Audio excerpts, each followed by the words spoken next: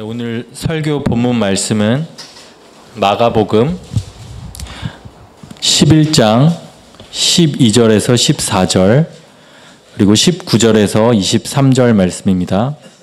마가복음 11장 12절에서 14절 19절에서 23절 말씀입니다. 봉독하도록 하겠습니다. 이튿날 그들이 베다니에서 나왔을 때에 예수께서 시장하신지라 멀리서 잎사귀 있는 한 무화과 나무를 보시고 혹 그 나무에 무엇이 있을까 하여 가셨더니 가서 보신즉 잎사귀 외에 아무것도 없더라. 이는 무화과의 때가 아님이라. 예수께서 나무에게 말씀하여 이르시되 이제부터 영원토록 사람이 내게서 열매를 따먹지 못하리라 하시니 제자들이 이를 듣더라. 19절에서 23절 봉독하겠습니다. 그리고 날이 저물매 그들이 성 밖으로 나가더라. 그들이 아침에 지나갈 때에 무화과 나무가 뿌리째 마른 것을 보고 베드로가 생각이 나서 여짜오되 랍비여 보소서 저주하신 무화과 나무가 말랐나이다. 예수께서 그들에게 대답하여 이르시되 하나님을 믿으라. 내가 진실로 너희에게 이르노니 누구든지 이 산더러 들려 바다에 던져지라 하며 그 말하는 것이 이루어질 줄 믿고 마음에 의심하지 아니하면 그대로 되리라. 아멘. 예수님께서 예루살렘에 입성을 하셨습니다. 호산나 호산나 사람들이 예수님을 환영하고 외쳤습니다.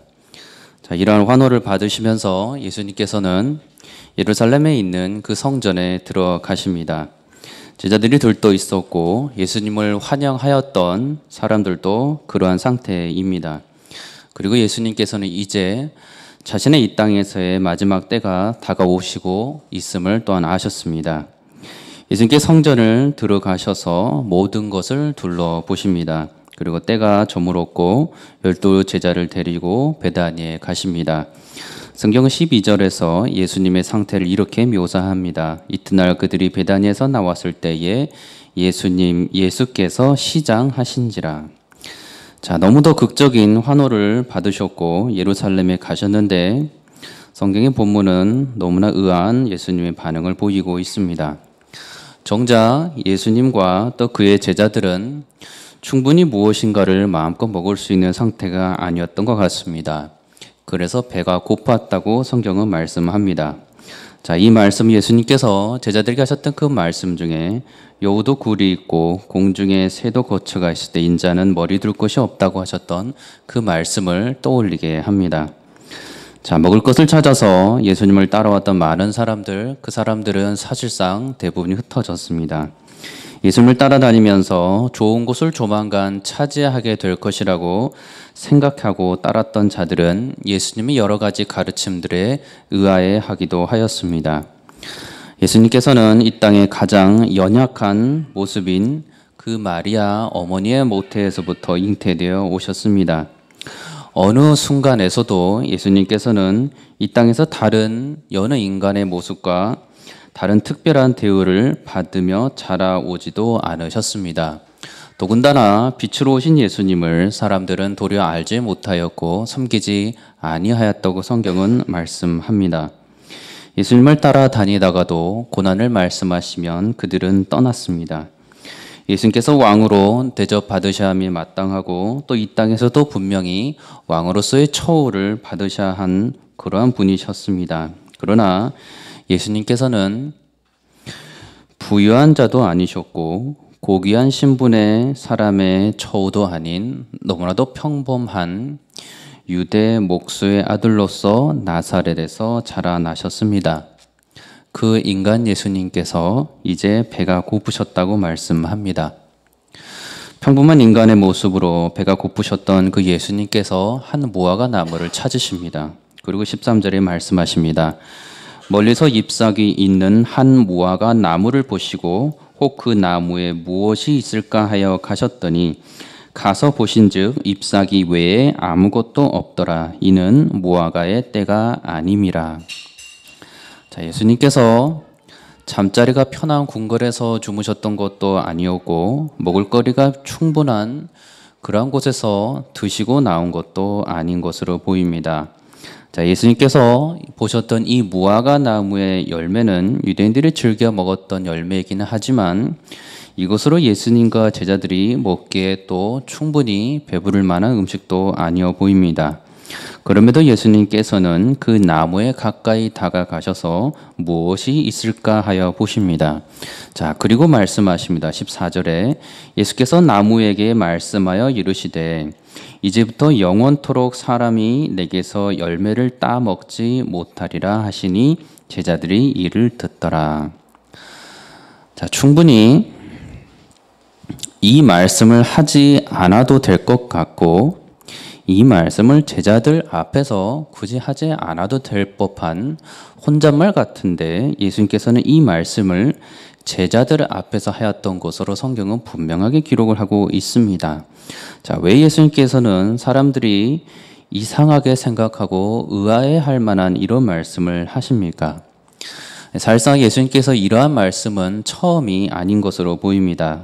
부자 청년을 만나신 후에 예수님께서 부자가 천국에 들어가는 것이 어려움이 낙타가 바늘기로 들어가는 게 차라리 쉽다고까지 말씀하셨습니다. 이 말씀을 듣고 제자들이 이해할 수가 없었고 그래서 제자들은 그렇다면 누가 구원을 얻을 수 있습니까? 라고 예수님께 물었습니다. 예수님께서는 어느 한 가난한 과부가 헌금함에 2렙돈을 넣는 것을 보셨습니다.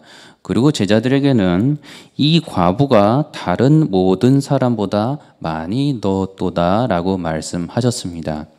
자, 이것도 제자들이 듣고서 전혀 이해하지 못하는 상황이었을 것입니다. 예수님께서 제자들에게 자신의 순환 예고를 3번에 걸쳐서 말씀하여 주셨습니다. 이방인들이 예수님 자신을 능욕할 것이고 침뱉을 것이라고 채찍질하고 죽일 것이라고 말씀하셨습니다. 3일 만에 그러나 다시 살아나리라고도 분명하게 말씀해 주셨습니다.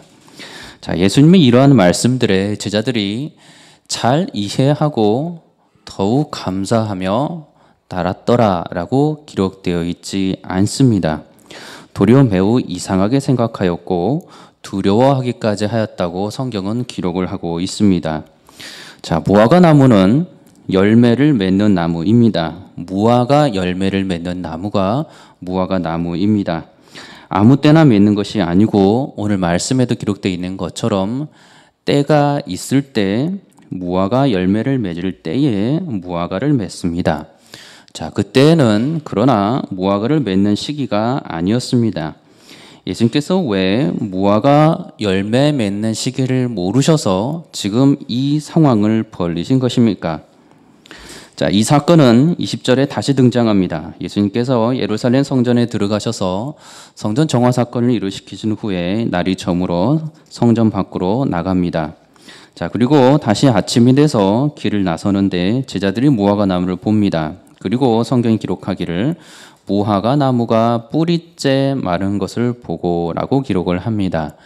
베드로가 예수님께 대하여 라삐어 보소서 저주하신 무화과 나무가 말랐나이다라고 말씀을 드립니다. 자, 그런데 이때 예수님의 대답은 너무나 이상하게도 이르시되 하나님을 믿으라. 이것이 예수님의 대답입니다. 하나님을 믿으라.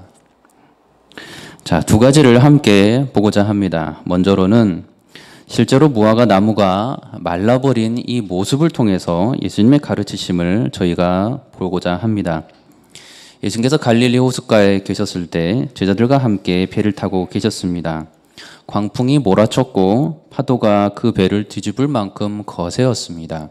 물이 그 배에 가득 차게 되었다고도 성경은 기록합니다. 제자들이 그때 너무너무 무서웠고 예수님을 깨우며 말하는 장면이 나옵니다. 선생님이여 우리가 죽게 된 것을 돌보지 아니하시나이까. 자, 이에 예수님께서 깨어 바람을 꾸짖으시며 바다더러 이르시되 잠잠하라 고요하라 라고 말씀하십니다. 자, 그 후 곧 그 바람이 그치고 아주 잔잔하여집니다. 이때 예수님께서 제자들에게 말씀하시기를 어찌하여 이렇게 무서워하느냐? 너희가 어찌 믿음이 없느냐? 라고 책망하십니다. 자, 지금 제자들은 그들 눈에 실제로 뿌리로부터 말라버린 이 무화과 나무를 보고 있습니다. 그때 예수님께서 제자들에게 하시는 가르침이 이 믿음이었습니다. 하나님을 믿으라. 자, 그렇다면 예수님께서는 지금 제자들에게 믿음을 가르쳐 주시기 위해서 일부러 제자들이 탄 배를 크게 뒤집을 만한 광풍을 보내시고 일부러 제자들을 두렵게 만들고 있습니까? 성경은 그렇게 말씀하지 않습니다. 적어도 성경에서는 그 사건에서 예수님께서는 잠에서 깨어나지도 않으실 만큼 곤히 주무시고 계셨던 것을 오히려 우리에게 보여줍니다. 다시 말해서 예수님께서는 제자들에게 믿음이라는 것을 가르쳐 주시기 위해서 일부러 제자들 앞에서 모세가 손을 내밀어 그 이스라엘 백성들 앞에서 홍해를 갈른 그 여호와의 구원하시는 그 손길을 보게 하셨던 것처럼 폭풍우를 그들의 제자 눈앞에서 일부러 배가 완전히 뒤집히지 않을 만큼만 그렇게 일으키시는 분이 아니셨다는 사실입니다. 자, 그렇다면 예수님께서는 제자들에게 믿음을 알려주시고자 무화과 나무를 일부러 그곳에 심으시고 일부러 열매 맺지 않는 그곳에 찾아가셔서 열매 맺지 않은 무화과 나무를 저주하시면서 믿음을 가르쳐 준 사건이 아니라는 말씀입니다. 예수님께서 찾아가신 그때에 마침 무화과 나무가 있었습니다. 예수님께서 찾아가신 그곳에 마침 열매가 없었습니다. 그런데 예수님께서는 이 열매 맺지 않은 무화과 나무를 통해서 제자들에게 하나님을 믿는 믿음을 알려주신 것입니다. 하나님께서는 하나님 자신의 선함을 보여주시기 위해서 일부러 악을 일으키시는 분이 아닙니다. 하나님께서는 성도 한 사람을 구원으로 이끄시기 위해서 모든 방법을 사용하셔서 일부러 그를 악한 길로 가게 하셔서 그로 하여금 죄를 짓게 만들어서 그로 하여금 세상의 미련을 버리고 하나님만을 바라보도록 하는 계략적인 분이 아니라는 말씀입니다. 하나님께서는 악을 행하지 않으십니다. 인간 세상의 악은 사람의 탐욕으로부터 나옵니다. 하나님의 말씀에 불순종하여 나오는 것이 그 모든 악입니다. 야고보서에서는 분명히 말씀합니다.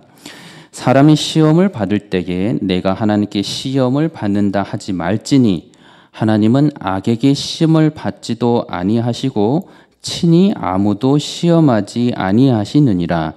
오직 각 사람이 시험을 받는 것은 자기 욕심에 끌려 미혹됨이니 욕심이 잉태한즉 죄를 낳고 죄가 장성한즉 사망을 낳느니라. 구원하시기 위해서 일부러 인간을 사망에 이르게 하시고 사망에 이르도록 하기 위해서 일부러 죄를 낳게 하시고 죄를 낳게 하기 위해서 일부러 하나님께서 친히 욕심이라는 죄악을 인간의 마음속에 불어넣어서 반드시 시험을 받도록 하시는 무서운 계략자가 아니라는 말씀입니다.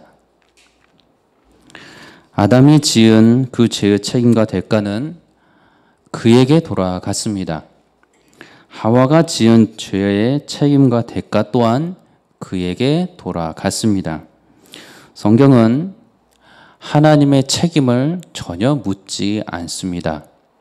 책임은 그 사람이 지고 있습니다.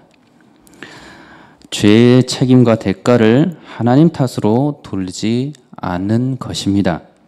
창세기 3장에 구체적으로 나와 있는 게 여자에게 이르시되 내가 내게 임신하는 고통을 크게 더하리니 내가 수고하고 자식을 낳을 것이며 너는 남편을 원하고 남편은 너를 다스릴 것이니라.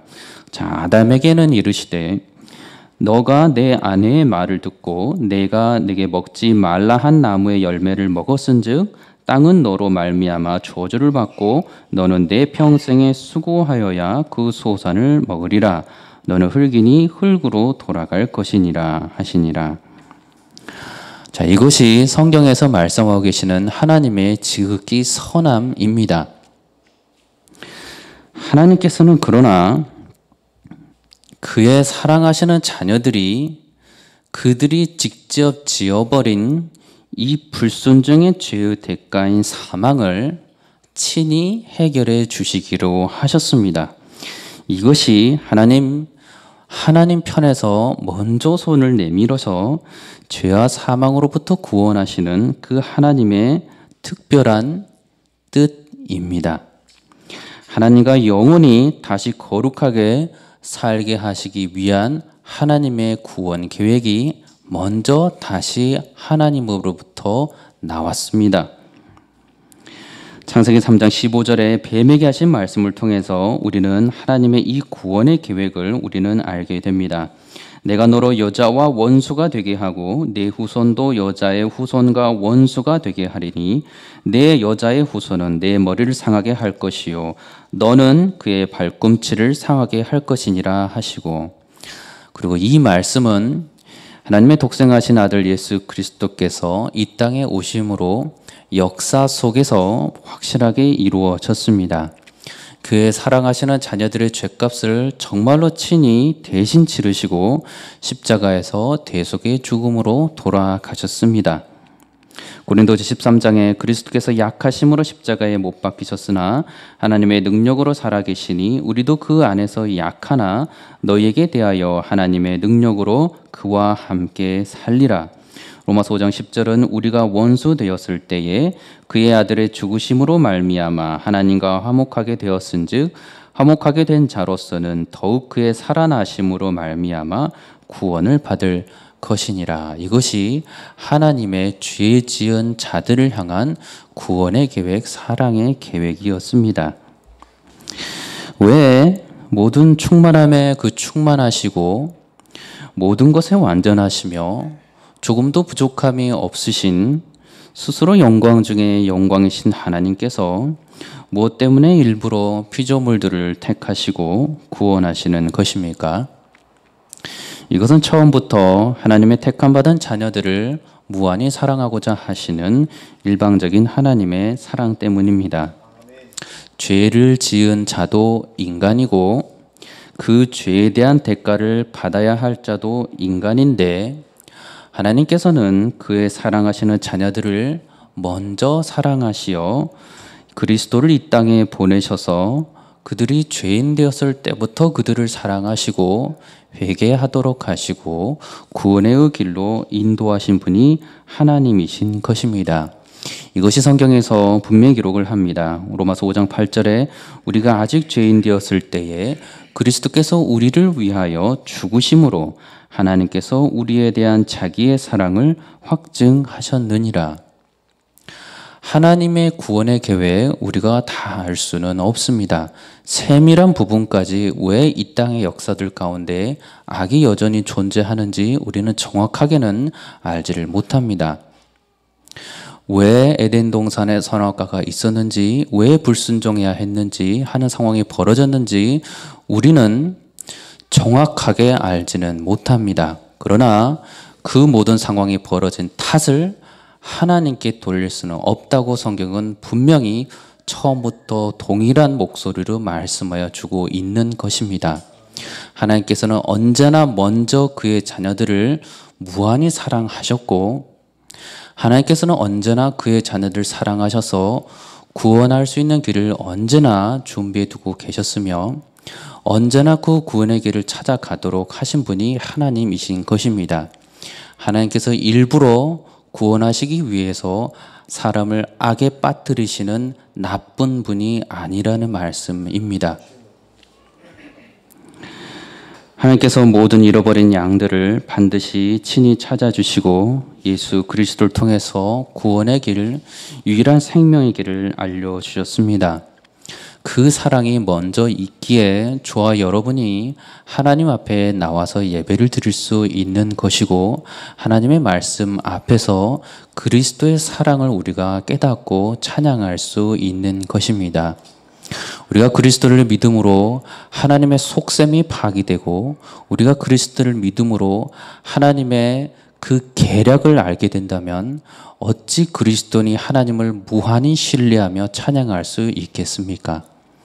그리스도인들이 구약과 신약에 걸쳐서 동일하게 진심으로 하나님께 찬양을 드리고 있음은 하나님의 선하심과 하나님의 거룩하심과 하나님의 완전하시고 온전하신 뜻이 가장 선하시며 가장 귀하다는 것을 그들이 그 마음 깊은 곳에서 하나님께서 알게 하여 주시기 때문입니다.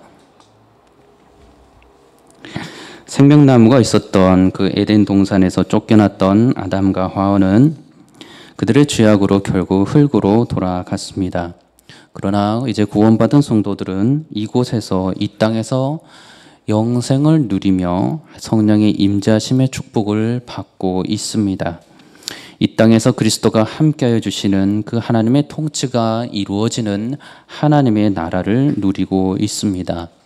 내 삶 속에서, 내 공동체의 삶 속에서 의와 희락과 평강을 이 땅에서 누리며 죄를 떠나서 거룩한 자로서 살아갈 수 있게 되었습니다.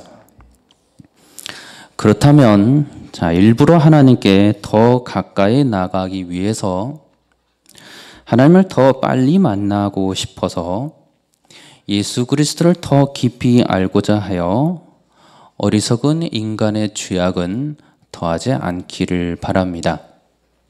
로마서는 이렇게 말씀합니다. 로마서 5장에 율법이 들어온 것을 범죄를 더하게 하려 함이라. 그러나 죄가 더한 곳에 은혜가 더욱 넘쳤나니 이는 죄가 사망 안에서 왕노릇한 것 같이 은혜도 또한 의로 말미암아 왕노릇하여 우리 주 예수 그리스도로 말미암아 영생에 이르게 하려 함이라.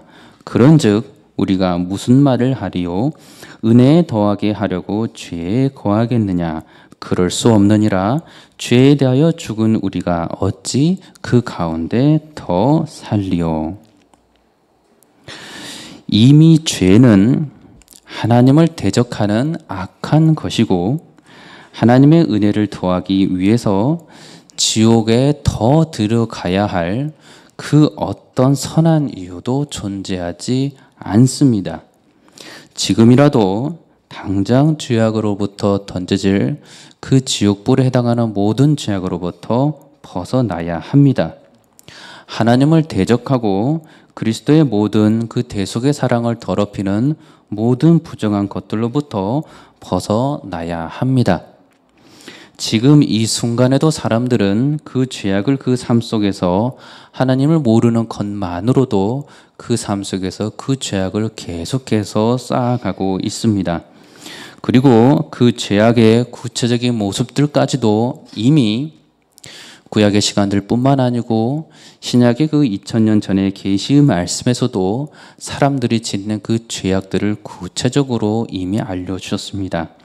디모데후서 3장에 바울을 통하시는 말씀에 사람들이 자기를 사랑하며 돈을 사랑하며 자랑하며 교만하며 비방하며 부모를 거역하며 감사하지 아니하며 거룩하지 아니하며 무정하며 원통함을 풀지 아니하며 모함하며 절제하지 못하며 사나우며 선한 것을 좋아하지 아니하며 배신하며 조급하며 자만하며 쾌락을 사랑하기를 하나님 사랑하는 것보다 더하느니라. 이것이 이미 말씀을 통하여서 수천 년 전에 우리에게 알려주신 죄악의 구체적인 모습들입니다. 지금보다 더 죄를 더하기 전에 얼마나 우리가 성도로서 이 죄악과 가까이 하고 있는지부터 돌이켜 보시기 바랍니다. 하나님께 더 나아가기 위해서, 그리스도를 더 깊이 알기 위해서 그 어떠한 죄악을 더하고자 한다면 이것은 거룩의 모양은 있으나 경건의 능력은 부인하는 자들의 모습입니다. 그렇기 때문에 이러한 모습에서는 당장이라도 떠나 있는 것이 마땅한 것입니다. 오늘 본문에서 말씀드릴 두 번째는 믿음과 기도에 관해서입니다. 예수님께서 무화과나무의 비유를 말씀하시며 믿음을 말씀하시고 이어서 기도에 대해서 말씀해 주십니다. 내가 진실로 너희에게 이르노니 누구든지 이 산더러 들리어 바다에 던져지라 하며 그 말하는 것이 이루어질 줄 알고 마음에 의심하지 아니하면 그대로 되리라. 그러므로 내가 너에게 말하노니 무엇이든지 기도하고 구하는 것은 받은 줄로 믿으라. 그리하면 너희에게 그대로 되리라. 서서 기도할 때에 아무에게나 혐의가 있거든 용서하라. 그리하여야 하늘에 계신 너희 아버지께서도 너희 허물을 사하여 주시리라 하시니라. 자, 하나님 아버지께 구하는 기도를 하기 위해서는 먼저 믿음이 있어야 한다고 말씀하는 것입니다. 하나님을 향한 믿음, 하나님만이 구원하신다는 믿음, 하나님만이 보호해 주신다는 믿음, 하나님은 언제나 선하시다는 믿음, 하나님께서는 무엇이든지 하실 수 있다는 믿음이 선행되어야 한다는 말씀입니다. 내가 구하는 기도가 하나님께서 들어주지 않으실지도 모른다는 걱정에 있다면 그는 먼저 의심하지 않는 믿음을 구해야 합니다. 불신하는 기도는 하나님께서 기뻐하시는 기도가 아닙니다. 야고보서 1장에 너희 중에 누구든지 지혜가 부족하거든 모든 사람에게 후히 주시고 꾸짖지 아니하시는 하나님께 구하라. 그리하면 주시리라. 오직 믿음으로 구하고 조금도 의심하지 말라. 의심하는 자는 마치 바람에 밀려 요동하는 바다 물결 같으니 이런 사람은 무엇이든지 주께 얻기를 생각하지 말라. 두 마음을 품어 모든 일에 정함이 없는 자로다. 이 기도에 중요한 전제가 있습니다. 기도는 먼저 하나님의 뜻을 구하여야 한다는 것입니다. 기도는 우선 하나님의 기쁨이 되는 기도여야 합니다. 앞에서 보았듯이 이미 성경에서는 하나님께서 미워하시고 부정하다고 하시는 악한 모습들이 있습니다. 그 모습들을 이미 성경에서 구체적으로 알려주셨는데 내가 드리는 기도가 부정하고 거룩하지 못한 기도라면 감히 거룩하신 하나님께 들어달라고 올려둘 수 없다는 말씀입니다. 내가 하나님께 드리는 기도, 그 기도는 하나님의 마음에 합한 기도여야 합니다. 하나님께 기쁨이 되는 기도가 아니라면 그 기도는 성령님을 근심시키는 기도가 될 뿐이며 어리석은 죄악들을 더욱 추구하는 죄악된 기도일 뿐입니다. 이러한 기도는 결코 하나님께서 받지도 응답하실 수도 없는 기도입니다. 우리가 항상 가끔 하는 비유지만 어떻게 성인이 부모가 어린아이들에게 칼을 주면서 과일을 깎으라고 할 수 있겠습니까? 아이가 요구한다고 해도 때가 되지 않으면 주지 않는 것이 부모의 마음일진데 하나님께서도 우리로 하여금 부정한 기도를 하나님에 대한 믿음으로 치장하여 하나님께 올려드릴 때 하나님께서는 그 부정한 기도를 결코 받으실 수 없다는 말씀입니다. 예수님께서는 죄가 없으신 분이셨습니다. 죄가 없으셨다는 것은 거룩하셨다는 것이고 거룩하셨다는 것은 하나님의 말씀에 언제나 순종하셨다는 것이고 이것은 또한 하나님께서 예수 그리스도의 그 모습을 통하여 어렸을 때부터 하나님의 기뻐하심을 받는 자, 하나님의 사랑하심을 받는 자라고 말씀하셨던 것입니다.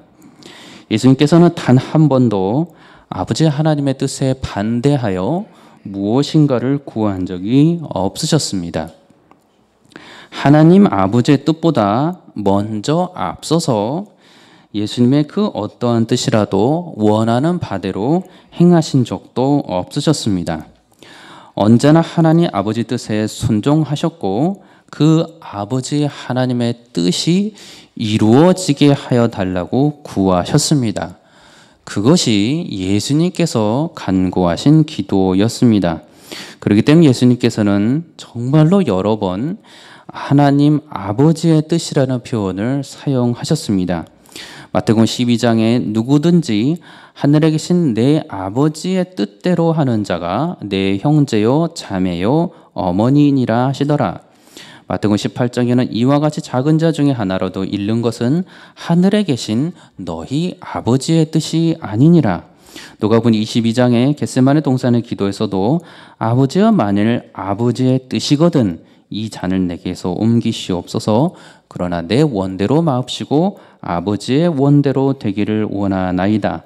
마태복음 7장에서는 나더러 주여 주여 하는 자마다 다 천국에 들어갈 것이 아니요 다만 하늘에 계신 내 아버지의 뜻대로 행하는 자라야 들어가리라. 마태복음 11장에서는 어린아이들에게 말씀하시는 것을 통해서 올소이다 이렇게 되는 것이 아버지의 뜻이니이다. 요한복음 6장에서는 내 아버지의 뜻은 아들을 보고 믿는 자마다 영생을 얻는 이것이니 마지막 날에 내가 다시 살리리라 하시니라.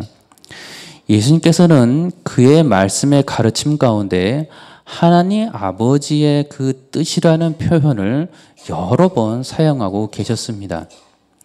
언제나 하나님의 마음에 합한 분이셨고 아버지 하나님과 언제나 성령 안에서 연합한 분이셨고 사랑 안에서 조금도 다름이 없는 교제를 하고 계신 분이셨고 그의 모든 것 가운데 모든 영광을 이 땅 가운데 다 내려놓고 오시면서부터 모든 순정함을 하나님 아버지께 보이셨던 분이 예수 그리스도이셨습니다.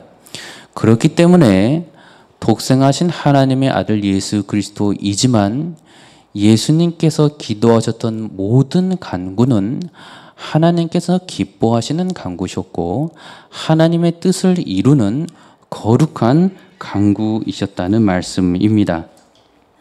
자, 이 말씀은 하나님 아버지의 뜻은 반드시 예수 그리스도를 통하여 이루어져야만 한다는 것이기도 합니다. 그의 사랑하시는 자녀들은 예수 그리스도를 통하여 반드시 구원하셔야 했습니다.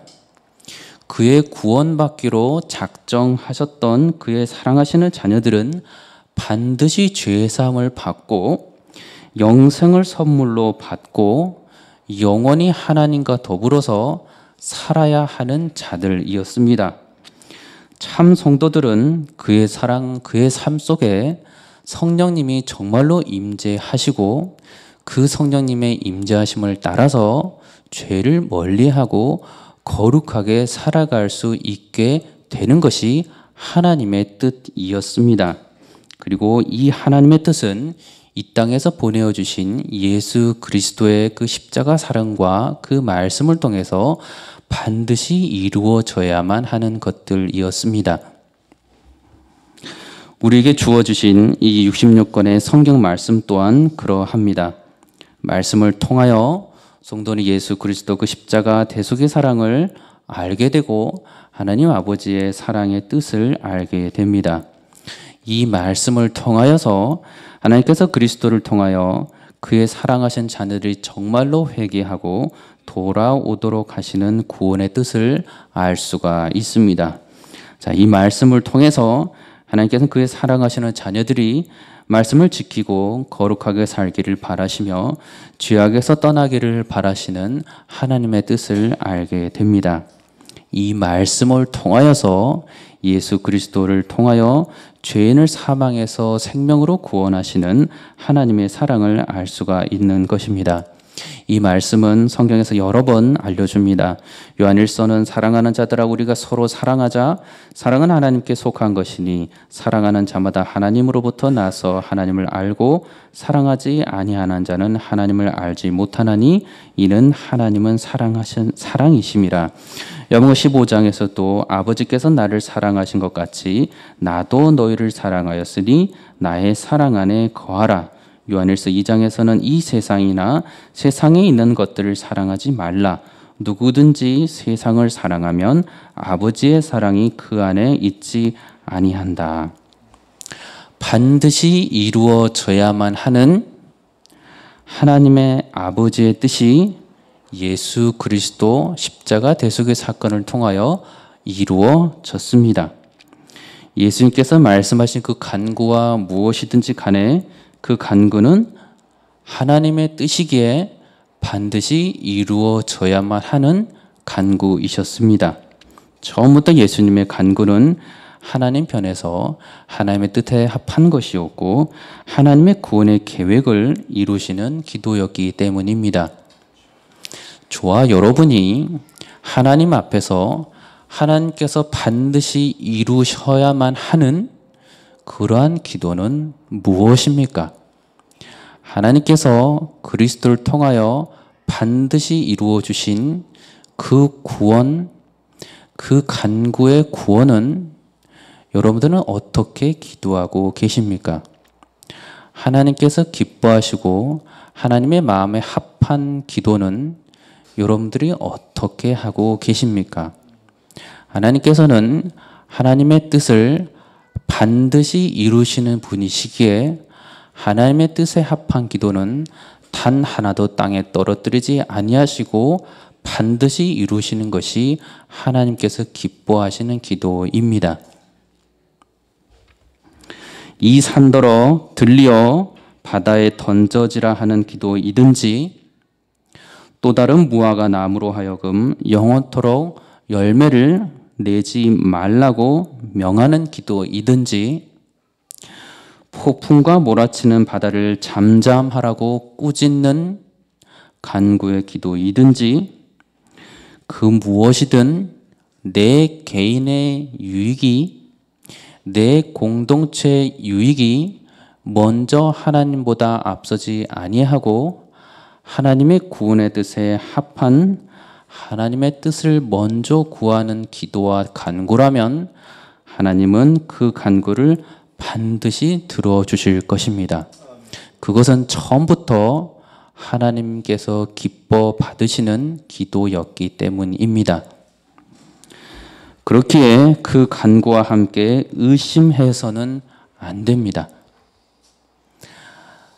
하나님 아버지께서 이 땅에 남은 자들을 택하시고 구원하실 거라는 그 믿음은, 그 간구는 조금도 의심해서는 안 되는 것입니다. 내가 구원받은 이 구원이 그리스도 안에서 성령께서 알려주셨을 때 끊임없이 우리로 하여금 어떠한 상황에 있더라도 나를 구원하신 아버지 하나님께 흔들림 없이 주께 감사의 기도를 드릴 수 있어야 합니다. 의심과 기도는 구원의 약속에 대한 말씀을 의심하는 것이고 불신하는 것이기에 두 마음을 품은 부정한 간구입니다. 그렇기에 이것을 알기 위해서는 성경에서 감사하게도 어떠한 간구를 해야만 어떠한 구원에 우리가 흔들리지 않는 믿음 가운데 거할 수 있는지를 알려주셨습니다. 고린도전서 10장에 그런즉 너희가 먹든지 마시든지 무엇을 하든지 다 하나님의 영광을 위하여 하라. 나와 같이 모든 일에 사람을 기쁘게 하여 자기의 유익을 구하지 아니하고 많은 사람의 유익을 구하여 그들로 구원을 받게 하라. 무엇을 먹든지 마시든지 다 하나님의 영광을 위하여 하고 자기의 유익을 구하지 아니하고 많은 사람을 위하여 구원을 받게 해달라는 마음을 가지고 있다면 그가 하나님 아버지께 드리는 모든 간구와 기도는 하나님께서 기뻐 받으시는, 반드시 들어주시는 기도라는 말씀입니다. 나의 기도는 하나님께서 반드시 이루어 주셔야만 하는 그러한 내용의 간구입니까? 내가 속한 공동체의 기도는 하나님께서 거룩하신 하나님 뜻에 온전하게 합한 죄를 떠난 하나님의 기쁨이 되는 기도입니까? 내가 어느 곳에 있든지, 내가 무엇을 하든지, 내가 무엇을 구하든지 간에 정말로 나의 유익을 구하지 아니하고 하나님의 뜻을 먼저 구하며 모든 사람이 구원받기를 원하여 간구하는 그러한 기도입니까? 약속의 말씀, 그 말씀을 믿는 믿음 위에서 하나님의 영광을 위하여 올려드리는 구원의 간구이십니까? 오늘 또 나의 기도를 들으시고 반드시 이루어 주시는 하나님 아버지께 기도하시기 바랍니다. 언제나 성령 충만한 가운데 말씀이 육신이 되어 오신 예수 그리스도를 바라보시며 구원의 감사, 묻 영혼들을 구원코자 하시는 그 구원의 기도를 드리시기 바랍니다. 죄악을 멀리하고 정말로 거룩을 기뻐하시는 하나님의 기쁨이 되는 그러한 기도를 드리시기 바랍니다. 열거되어 있는 모든 악한 죄악들에서 떠나게 해달라는 하나님의 뜻에 합한 기도를 드리시기 바랍니다. 거룩한 성령의 열매, 그 열매가 내 삶 속에서 맺혀지게 해달라는 하나님께서 반드시 들어주신다고 약속하셨던 그 기도를 드리시기 바랍니다. 그 삶을 살아가시면서 여러분께서 낙담하시거나 또는 죄악의 그 무거운 짐에서 넘어지지 않기를 바랍니다.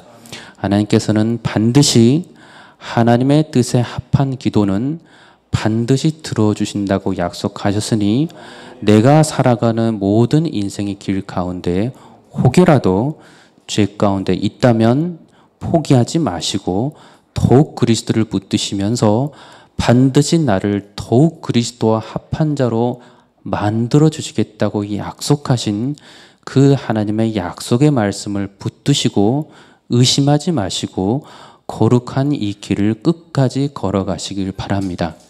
이 구원의 간구는 하나님께서 가장 기뻐하시는 간구이면 문 영혼들이 서로를 위하여 함께 하나님의 영광을 위하여 올려드려야 하는 기도인 것입니다.